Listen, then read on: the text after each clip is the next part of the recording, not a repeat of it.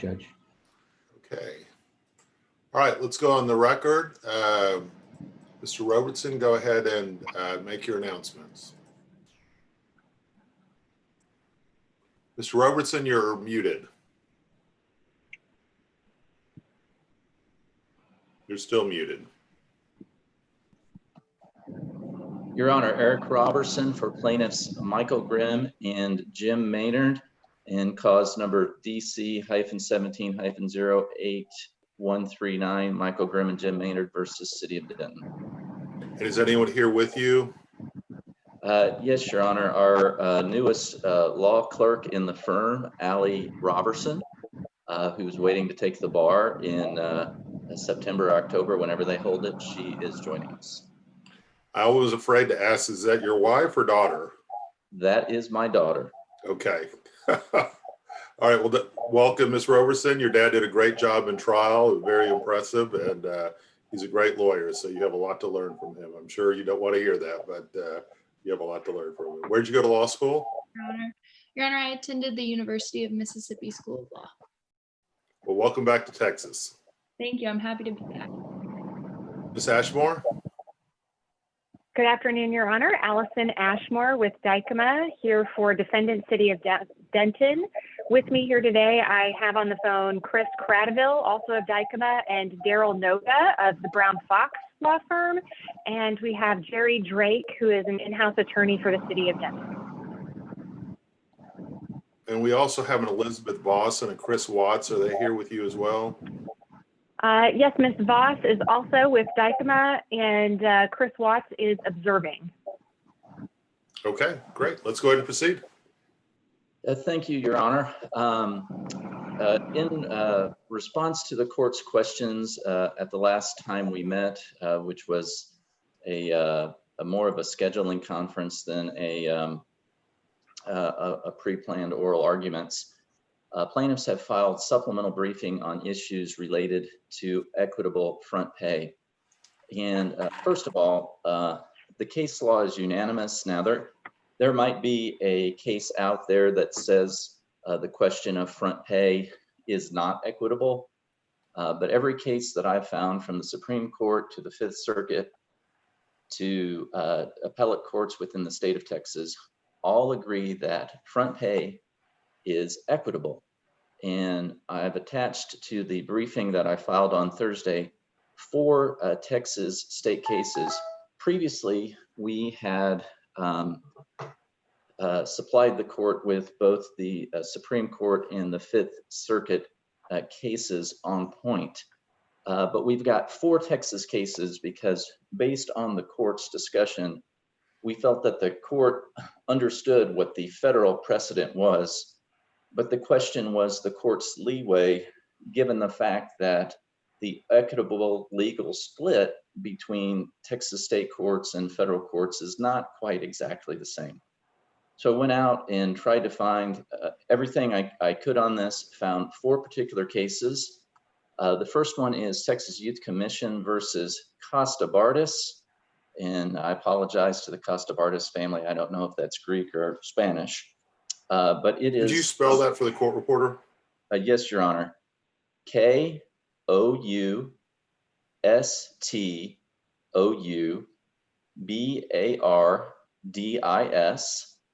And that is, the citation on that is 378 Southwest 3rd, 497 at page 502.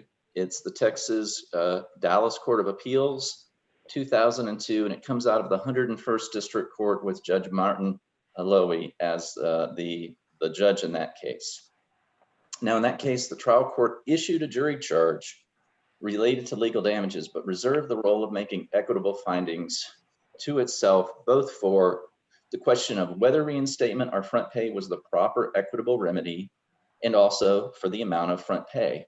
Now, the Dallas Court of Appeals noted that in the final judgment, the trial court made an equitable award of front pay, and it was $464,000. Now, the defendant didn't challenge the decision to award the front pay, but it did challenge whether there was sufficient evidence. Now, the next case that I was able to find was from the Austin Court of Appeals, and it was Walmart stores versus Davis. And it is found at 979 Southwest 2nd, 30, and the pinpoint site is 45. That's Tex App Austin, and that goes back to 1998. And in Davis, the trial court had decided both equitable issues as to whether we should award front pay or whether we should award equitable reinstatement. But legal issues, again, related to liability and legal damages were submitted to the jury. So again, we've got this split where the jury gets legal questions. I guess my main question is just really just very simple, which is, are there any cases that say front pay is not subject to caps? Yes, Your Honor, there are many. Now, the one that is most on point is from the Houston Court of Appeals, and that is the City of Houston versus Livingston, and that is actually a Texas Whistleblower Act case. Now, there are numerous Texas cases from both, and of course, my... Can you share screen that particular case? I can, Your Honor. Let me pull it make up sure it's first. enabled. Let's see, and we're looking for City of Houston here. I have it pulled up if you'd like, Your Honor. Yeah, I've that'd got be it great. ready, Go ahead Your and Honor. share it. I've got it ready, Your Honor. Or whoever, and it doesn't matter to me. But Go ahead, Eric, if you want. Oh, Your Honor, I also would like to point out that Caroline Meredith from the Texas Office of the Attorney General has also joined the hearing, and she's, I believe, also here today for this. Okay, great. You're welcome to be here. so I'm trying to pull up to the question here that we have. I see it. I see it. You have it the right place here. Don't move it. Don't move it. You were in exactly the right spot, but then you moved it down. Sorry, my computer kind And of, you're continuing to move it to the wrong spot. yeah, You had it it's in the moving perfect itself. spot. Sorry. Okay. Let's see here. Move it up a little bit. Okay. So, all right, sorry, move it down, I guess. Move it down a little bit.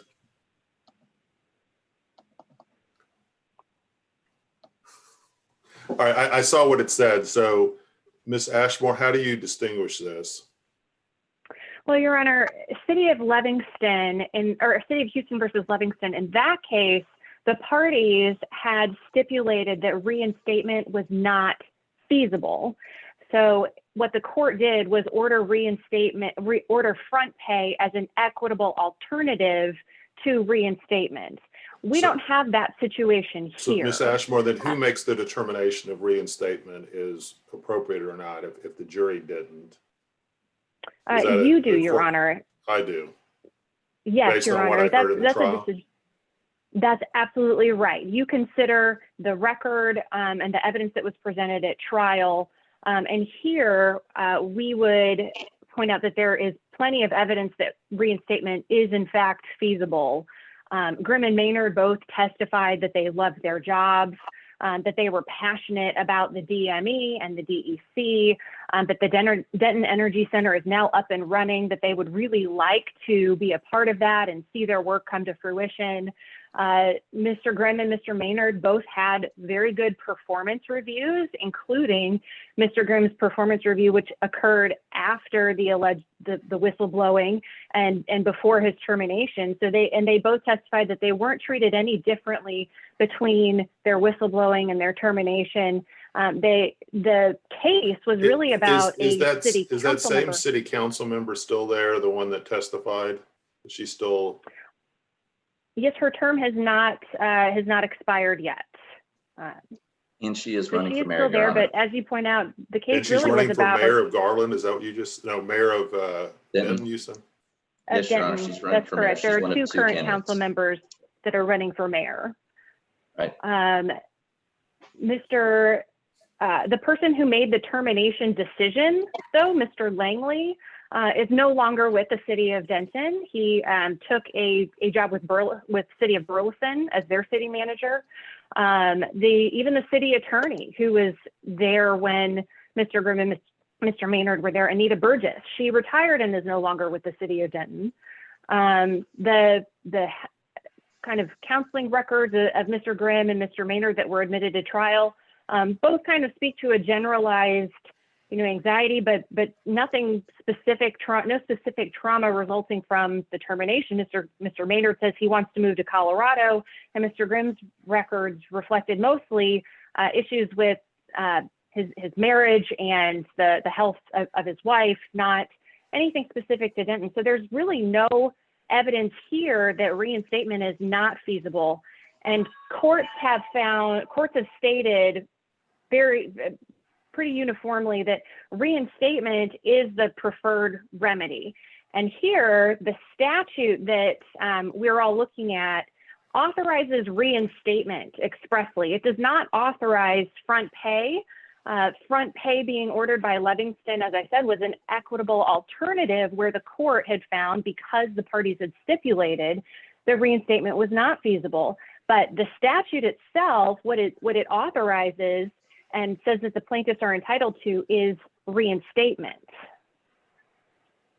So prior to allowing an order of front pay, Your Honor would need to find that based on the trial record and the evidence at trial, that reinstatement is not feasible.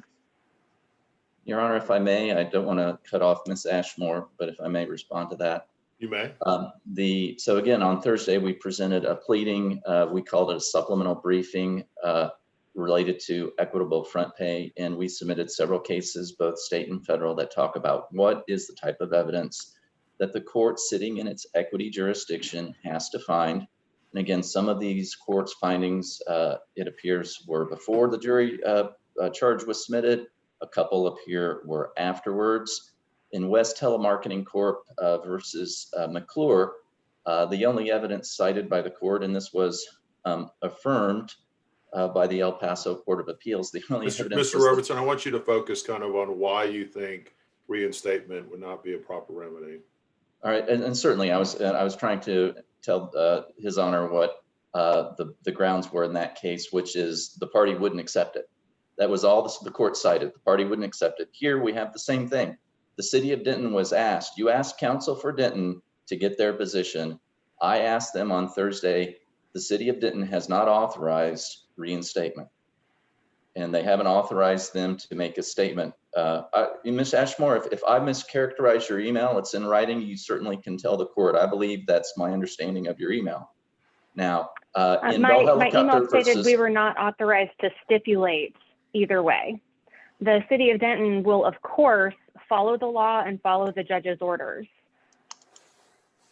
and I don't believe I was asserting otherwise, Your Honor. In Bell Helicopter versus Burnett, both itself and the federal cases it cites, it says evidence of mental anguish is sufficient to find that reinstatement is not feasible. And it detailed the specific mental anguish that it found. And in that case, it listed these items.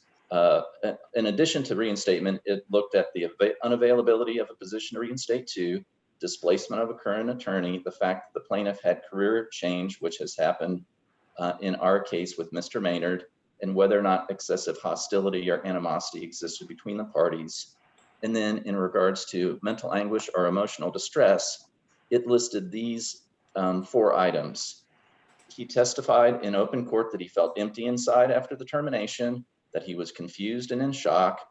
He was significantly distressed and anxious, and it took him a while to put himself together. Now, in this case, the jury has awarded $1 million and $750,000 for the mental anguish my clients testified to. The court heard that testimony. It was severe mental anguish. It required treatment. It impacted Mr. Grimm's marriage. His wife testified to the impact. And these things are more than sufficient for the court to find that equitable reinstatement is not feasible and that front pay is a sufficient alternative. And if the court does do that, then the amount of front pay that our economists testified to is more than sufficient evidence for the court to award the exact same thing that the jury did in the jury charge related to future damages. Okay. May I respond, Your Honor? I really am ready to rule, but if you want to say something quickly.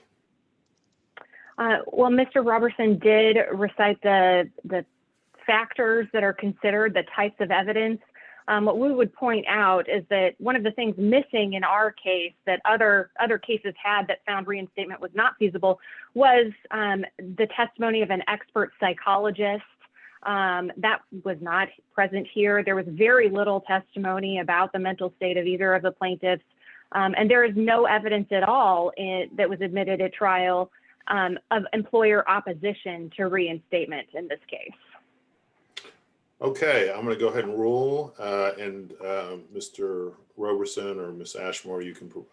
I'd like you to submit an agreed as to form judgment on this. I'm going to go ahead and find that reinstatement is not an option here. I'm going to award front pay. I'm going to award. The cap is $200,000. Is that right? $250,000 in regards to non-front pay items. The front pay amount specifically in Texas Youth Commission versus Costa-Bardis was a full $464,000 in front pay. Now that wasn't a Whistleblower Act case, but it was a case that had a cap. So I'm not going to apply the cap to front pay. I will apply the cap to each otherwise. Have I ruled on everything I need to rule on? I think so, Your Honor. So the plaintiff understands that the court has ruled that the $1 million in mental anguish, loss of enjoyment of life for Mr. Maynard is reduced to $250,000, and the $750,000 award in regards to Mr. Grimm is reduced to $250,000. That the front pay amount, which is the amount the jury awarded for forward-looking damages, will be granted without being statutory caps. And otherwise, so each one is going to get correct me if I'm wrong, is going to get $250 plus front pay. Is that? And back pay and back benefits, which are not subject to the cap. And back That's benefits. correct. Okay. There are two other issues, Your Honor, that have not been ruled on yet. Okay. That plaintiffs proposed, and Your Honor, plaintiffs' proposed final judgment included a number of fact findings and recast of evidence, and we would object to all of that being included. But the two issues that I want that we do need a ruling on, one is about prejudgment interest and what the prejudgment interest amounts are allowed on. City of Livingston makes very clear that the plaintiffs may be awarded prejudgment interest on the amounts of back pay, their lost wages, and their lost benefits, but not on the $250,000 capped amount. They don't get prejudgment interest on that. So what we would propose in a judgment where the two parties differed was that plaintiffs were including a $250,000 capped award in their prejudgment interest, and that's not permissible under City of Livingston. I'm going to follow City of Houston versus Livingston. So, Your Honor, Okay. We presented cases that show that mental anguish that is backward looking is just like back pay. And in that regards, I'll pull up City of Houston very quickly if Your Honor will just give me. it's up. It is up right now. City of Houston versus Livingston is already up. Okay. The discussion on interest is at page 18 at the very bottom. The case makes clear that even prejudgment interest on those past compensatory damages amounts like mental anguish, that itself is also subsumed within the caps, the 250. So you don't get past mental anguish and prejudgment on that if it's over the 250. You can get the prejudgment interest on caps if you say your mental anguish was 150,000, but here where the judges is capping, where the plaintiffs have reached the capped amount of 250, they don't also then get prejudgment interest on the 250. It's subsumed within, and that's what Livingston really explains. You do get prejudgment interest on the lost wages and the lost benefits in the past because those are specifically enumerated by the statute. But as for past compensatory damages that are in the cap, you do not get prejudgment interest in it in excess of the $250,000 cap. That's all part of it. And Your Honor, I will stipulate that City of Houston says that my case was a different case. At this moment in time, that post-judgment interest is negligible, and to the extent that we care about it, we can bring it up at a later time and forum if necessary. What was your second issue, Ms. Ashmore? Because I really got to get to my next hearing. Yes, thank you, Your Honor. Plaintiffs have requested conditional mandamus be ordered in the final judgment. We believe that may have technically already been denied when you entered your order granting the state of Texas's motion denying plaintiff's motion for entry of judgment, but plaintiffs continue to include in their proposed final judgment that conditional mandamus relief be granted to them, even though we believe that's entirely without support either in law or fact. As you know, mandamus is an extraordinary remedy that's reserved for manifest or urgent necessity, and it should not issue unless the plaintiffs were to satisfy a very heavy burden of establishing compelling circumstances. Here, the defendant is a Texas municipality. Texas law provides that a municipality may appeal from a judgment without giving supersedious or cost bonds. What plaintiffs are attempting to do is enforce a judgment immediately, regardless of whether an appeal is pending or and no supersedious bond, and requesting that Your Honor grant them conditional mandamus, basically forcing defendant to pay the full amount of the judgment, even pending appeal. And there's absolutely no support in either law or fact for that. Your Honor, Let me just say, that my go phone's ahead. ringing there.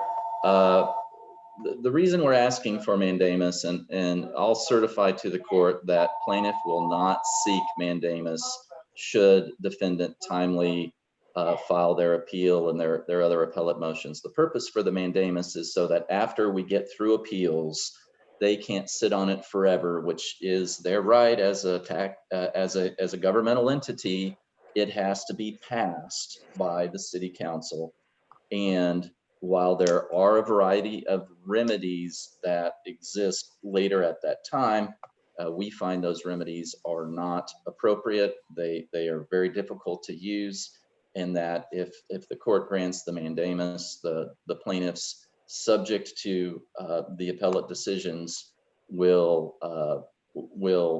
not seek to enforce the mandamus until the appellate decisions are done. But for us to, there have been some plaintiffs in these areas that have waited for years for the Texas legislature to act. And the problem with suing a municipality is that the municipality has a lot more weapons in its bag of tricks to delay, diffuse, and obfuscate pain. Is this something I can decide when it comes back from appeal? If it comes Absolutely, back, Your Honor. I mean, this but is it might not come entirely back. premature. No, it might not come back if it is ruled upon and rendered as ruled upon and remanded.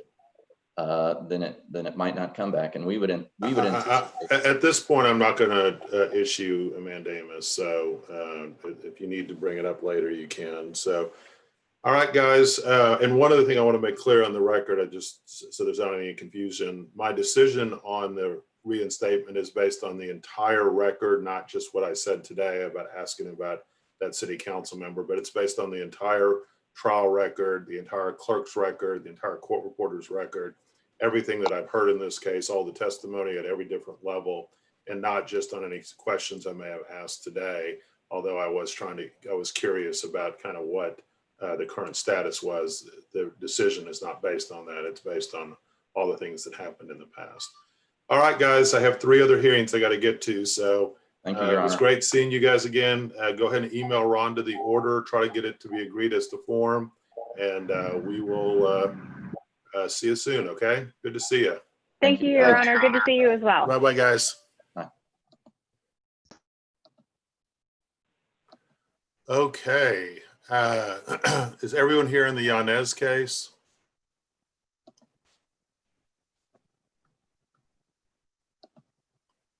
Let me turn this off.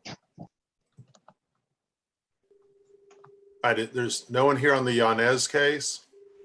Yes, Your Honor, this is Jim Stoffer. I'm here. Your Honor, Matt Ryan here. Okay. Fred Arias here on behalf of D Torres Construction. Mia Storm here on behalf of Sunridge Management Group. Is anyone here on any other cases besides the Yanez case? Judge, I don't see Robert Greening on the screen, so unless I'm missing one of the screens, I think he seems to be missing. Mr. Greening, are you there?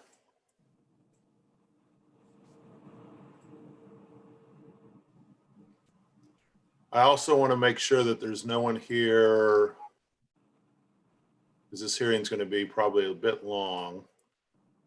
Did anyone ever show up on the Madison Title Agencies LLC case? I never saw anyone. Anyone here on Edward Lee Williams v. Blend? I think that's handled by Judge Purdy. How about, okay, so the next thing is the Yanez versus Northeast Development case.